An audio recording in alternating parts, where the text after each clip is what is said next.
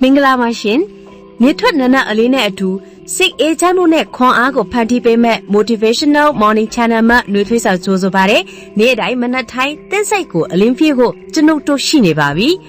ကဲကိုယ်စိတ်ကပဲကိုယ့်ရဲ့အကြီးမားဆုံးရန်သူဖြစ်လာနိုင်တယ်ဆိုတာမျိုးကြားဖို့ကြမှာပေါ့ဒီတစ်ခါမှာတော့အတွေးတွေလွန်ခဲ့ခြင်းကလူတယောက်ကိုဘလို့တောင်လမ်းမစီပို့ဆောင်နိုင်တယ်လဲဆိုတာကိုရှင်းရှင်းလင်းလင်းပြထားတဲ့ဇာတ်လမ်းလေးတစ်ပုဒ်ကိုပြပြချင်ပါတယ်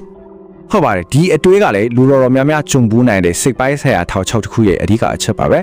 အရာအားလုံးကရိုးရိုးလေးအစိုးမြင့်အတွေးသေးသေးလေးတစ်ခုခန့်ဒီစမ်းတက်တဲ့တန်တရားတစ်ခုလိုပါပဲဒီအကြောင်းကိုပို့ပြီးမြင်သာတော့အောင်ခစ်အဆက်ဆက်လက်ဆင့်ကမ်းလာခဲ့တဲ့ပုံပြင်လေးတစ်ပုဒ်ကနေတဆင့်အသေးစိတ်လေ့လာကြည့်ကြရအောင်ဇလန်းကဒီလိုစားပါတယ်တခုအနာကြီးမားတဲ့ဘရင်တစ်ပါးဟာတညမှာကြောက်စရာကောင်းတဲ့အိမ်မက်တစ်ခုကိုမှတ်ခဲ့တယ်အိမ်မက်ထဲမှာရုပ်ဝက်ဆန်းကျဲတဲ့အရေးမေးကြီးကိုရင်ဆိုင်လိုက်ရတဲ့အခါဖရင်တယောက်ကြောက်လန့်တကြားနဲ့နှလုံးခုန်သံတွေဒုံမီလာပါတော့တယ်ဒီနေရာမှာတကယ်စိတ်ဝင်စားဖို့ကောင်းတာကဘရင်ရဲ့တွန့်ပြန်ပုံပါပဲသူကဖြစ်ရအပေါ်မှာတွန့်ပြန်တာမဟုတ်ပဲအဲ့ဒီဖြစ်ရကိုကြောင်းရွံ့တဲ့စိတ်အပေါ်မှာတွန့်ပြန်ခဲ့တာပါအိမ်မက်ကနိုးနာတော့သူ့စိတ်ထဲမှာအတွေးပေါင်းစုံနဲ့မုန်တိုင်းထန်နေပြီအဖြေတစ်ခုရဖို့အတွက်မိုးမက်တွေပညာရှိတွေနဲ့အိမ်မက်အဟောကျွမ်းကျင်သူတွေကိုချက်ချင်းပဲခေါ်လိုက်ပါတယ်ဒါမဲ့ပညာရှိတဲ့ခေါ်တဲ့သူတွေကအဖြေတစ်ခုမှထင်မလာတဲ့အပြင်တမ်းမရှိတဲ့အခြေအနေကုံဆုံးသွားတဲ့အများအဆုံးမရှိငင်းခုန်နေကြရင်အခြေအနေကိုပိုပြီးတော့ရှုပ်ထွေးအောင်လုပ်ခဲ့ကြတယ်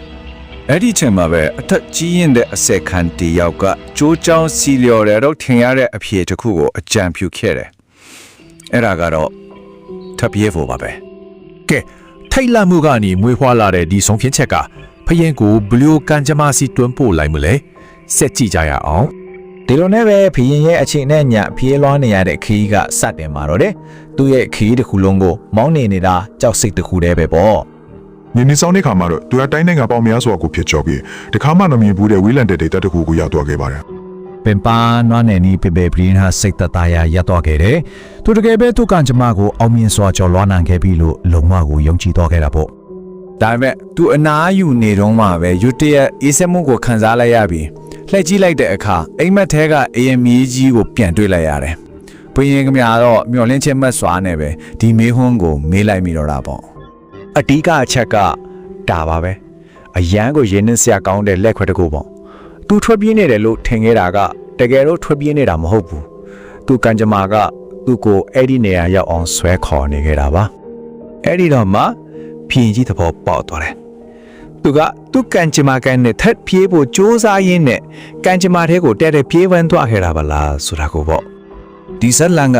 ကျွန်တော်တို့အတွက်လည်းသင်ခန်းစာယူစရာပါပဲကြောက်စိတ်ကိုလုံးရက်ဒီအပေါ်အာနာပေးလိုက်ခြင်းရဲ့အန်တီရဲ့အကြောင်းအားကောင်းတဲ့တတိပေးချက်တစ်ခုဖြစ်နေပါပဲကဲဒီတော့လမ်းတွေကိုရှင်းရှင်းလင်းလင်းမြင်အောင်ကြည့်လိုက်အောင်ဒီလမ်းကတော့ထိတ်လန့်မှုနဲ့အလွန်အကျွံတွေးတိုးမှုတွေကမောင်းနေတဲ့လမ်းနောက်တစ်လမ်းကတော့တည်ငြိမ်တဲ့တီးခန့်စိတ်ကလမ်းညွန်တဲ့လမ်းပေါ့ဆိုတကယ်ဖြေကထပ်ပြေးတာမှမရှိဘူးဆိုတာဒီဇလန်ကတက်သေးပြနေရပဲအဖြေမှန်ကကြောက်ရွံ့မှုကိုရင်ဆိုင်ခြင်းဆိုတဲ့မတူညီတဲ့ချင်းကပ်မှုတစ်ခုမှပဲရှိနေရပါဆိုလိုချင်တာကတတိဆိုတာကြောက်စိတ်လုံးဝမရှိတာကိုပြောတာမဟုတ်ပါဘူးတကယ်တတိဆိုတာကြောက်စိတ်ကိုမျက်လုံးနဲ့စေးစေးကြည့်ပဲရှင်းရှင်းလင်းလင်းရင်ဆိုင်တဲ့စွမ်းရှိတာကိုပြောတာပါနောက်ဆုံးတော့ဒီမေခွန်းလေးနဲ့ပဲအဆုံးသတ်ချင်ပါတယ်ကိုယ်တိုင်ရောတခုခုကနေထပ်ပြေးဖို့စူးစမ်းရင်းနဲ့တကယ်တမ်းမှာဘယ်ရတဲ့စီကိုပြေးဝင်နေမိလဲဆိုတာကိုပေါ့ဒါလေးကိုစဉ်းစားကြည့်ဖို့ချန်ထားခဲ့ခြင်းပါတယ်ခုလိုဗီဒီယိုကိုအဆုံးထိကြည့်ပြီးအားပေးခဲ့တာအတွက်ကျေးဇူးပါနောက်လမ်းစိတ်အားတက်ကြွစေမယ့်အကြောင်းအရာတွေကိုမလွတ်တမ်းကြည့်ယူနိုင်စေရန် motivational morning channel ကို subscribe လုပ်ထားပြီးအသစ်တွေတင်နိုင်ပြည့်နိုင်စေရန်ဘဲကခေါင်းလောင်းလေးကိုလည်းနှိပ်ထားပေးတာကြပါဦးရှင်ဒီနေ့ကိုအောင်မြင်စွာစတင်လိုက်ပါ